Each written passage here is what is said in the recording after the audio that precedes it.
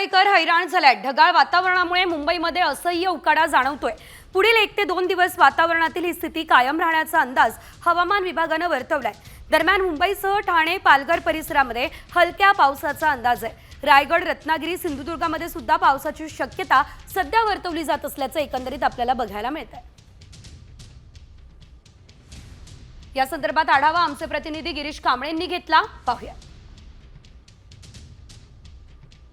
मुंबईत गेल्या काही दिवसांपासून सातत्याने वातावरणात बदल होत आहेत। यामुळे सातत्याने होत असलेल्या वातावरण बदलामुळे या ठिकाणी ढगाळ वातावरण काही दिवसांपासून झालेलं आहे आणि त्याचा फटका मुंबईकरांना बसतोय। मागील काही दिवसांपासून सातत्याने जे बदल होत आहेत त्यामुळे या वातावरणात चढ उतारामुळे मध्येच पहाटेचा गारवा जाणवतोय, तर मध्येच वाढलेला उकाडा असं वातावरण सध्या संपूर्ण मुंबई शहरात आहे।